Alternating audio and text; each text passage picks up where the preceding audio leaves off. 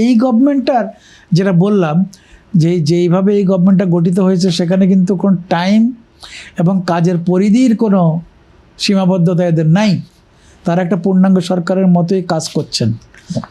নাও কাম ব্যবসা বাণিজ্য চলমান বিষয়, এই ট্যারিফ আমাদের উপর যেইভাবে আসছে সেটা আমাদের জন্য একটা ধাক্কা কিন্তু হয়েছে অলরেডি।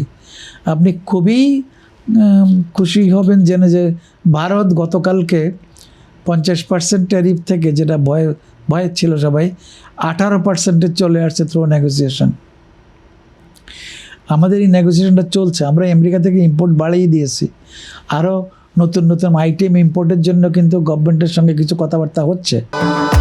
ভবিষ্যৎ হোক নিরাপদ, বিনিয়োগ হোক বিশ্বস্ত, আর আমার পছন্দ সল্ট বে। ওয়েলকাম টু সল্ট বে। আর যেটা আপনি বললেন যে এটা হচ্ছে ইন্টারন্যাশনালি অ্যাকসেপ্টেড কিছু চুক্তির জন্য NDA থাকে, নন ডিসক্লোজার এগ্রিমেন্ট একটা থাকে, কিন্তু এই ক্ষেত্রে দেশের স্বার্থ বিরোধী কিছু এরা করছেন কি না এই বিচারটা পরেই করতে হবে। কিন্তু এখন 9 তারিখে এটা করতে পারবেন না, এটা কিন্তু তাদের আইনগত কোনো বাধা নাই। এই কাজটা যে করতে পারবেন এটা ঠিক আছে, নাহলে বিরোধী দলগুলো কিন্তু যমুনা ঘেরাও করতো। কাজটা ওরা করতে পারবেন, করবেন কি না এটা বিবেচনার বিষয়। এটা আমাদের দেশের স্বার্থের পক্ষে কিনা, আমাদের জন্য ভালো হবে কিনা, এই জন্য ট্যারিফ আমাদের কমবে কিনা, ওই ট্যারিফ কমার সুযোগটা আমরা এখন নেব কিনা, এটা হচ্ছে টেস্ট অফ দি টাইম। এই সময় এই কাজটা করা উচিত কিনা এটা বিজ্ঞ অন্তর্বর্তী বলেন, বিরোধী দল বলেন, কারোর সঙ্গে কোনো যুক্তি কেন করা হলো না, স্টেক হোল্ডারদের সঙ্গে কেন করা হলো না, এই বিষয়গুলো উঠতে পারে, কিন্তু ওনারা করতে পারবেন না এরকম আইনগত কোনো বাধা নেই। কি যুক্তরাষ্ট্র এই চুক্তির পরে কি কি শর্ত দিবে? তারা তো শর্ত দেয়, ট্যারিফের জন্য অলরেডি অনেক শর্ত দিয়েছে, এবং সেসব শর্ত মানলে বাংলাদেশের শিল্প ব্যবসা বাণিজ্যের উপর কতটুকু প্রভাব পড়বে এটা নিয়ে কিন্তু ব্যবসায়ীরা অনেক বেশি। আপনি নিশ্চিত থাকেন তারা ইকোনমিক শর্তগুলো বেশি দিবে, তাদের ওখান থেকে ইম্পোর্ট করতে হবে, যেটা আমরা এখন করছি। গম, আমরা আর অনেক কিছু করছি, আমরা অনেকগুলো উড়োজাহাজ কিনবো, কম কথা নয়। এটা অনেক অনেক হাজার কোটি টাকার একটা ব্যাপার। আমাদের ব্যালেন্স অফ আমাদের এক্সপোর্ট তো ওখানে বেশি আমাদের, সে কারণে ওরা এই যে অনেকগুলো উড়োজাহাজ কিনবো আমরা, এই টাকা আমাদের কোথা থেকে আসবে? আমাদের তো রিজার্ভের অবস্থা আহামরি খুব বেশি ভালো নয়, স্টেবল। ওইটা আবার 10 বছরের লোন পাওয়া যায়। আপনি কিনবেন এটা নিশ্চিত হওয়া দরকার।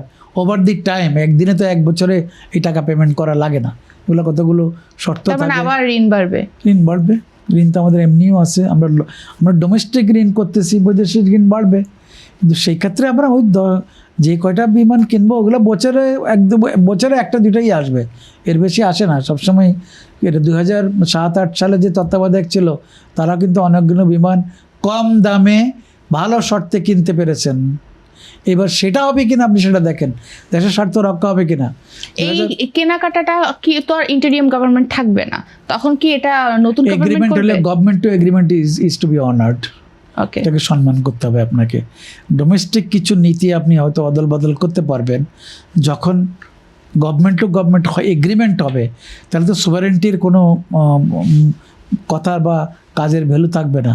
আপনি যেটা বলছেন ইন্ডিয়ার সঙ্গে আমাদের একজন করেছেন, গভর্নমেন্ট টু গভর্নমেন্ট বলে ওগুলো করার জন্য আন্তর্জাতিক কিছু নীতি, বাধ্যবাধকতা, অথবা ওই যে মানসিক একটা আমি কাজটা করা উচিত কিনা, করতে পারলেও করা উচিত কিনা, ওই ধরনের ব্যাপার থাকে।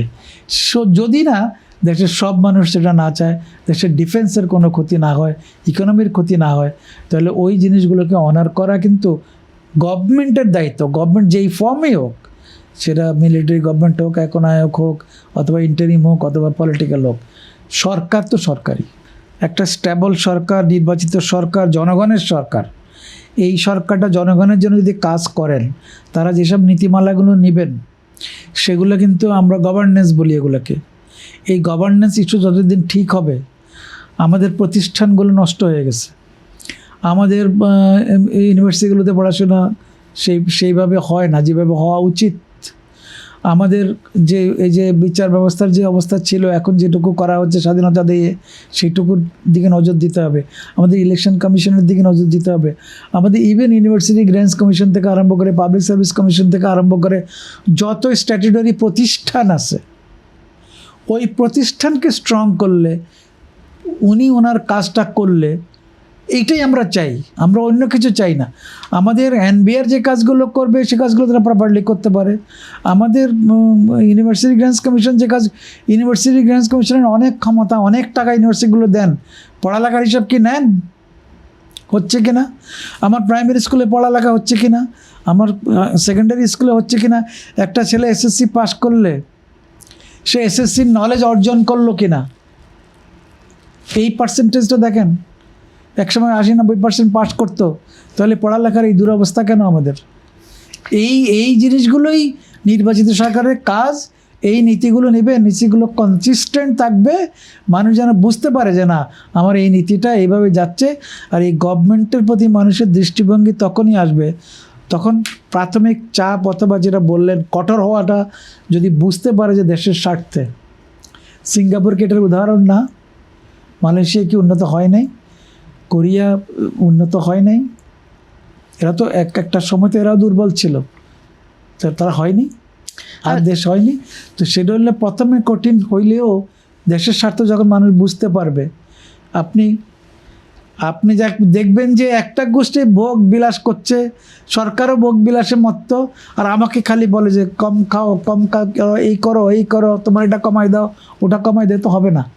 আমাদের এখানে হয়েছে তো, 3 বছর কিছু দিবার পারবো না কইছে না? তো সেই সময় না দেওয়ার ক্ষেত্রে কি সবাই সমান ছিল? কেউ না কেউ তো তখন কিছু নিছেন। তো এই কথাগুলো যেন রিপিট না হয়।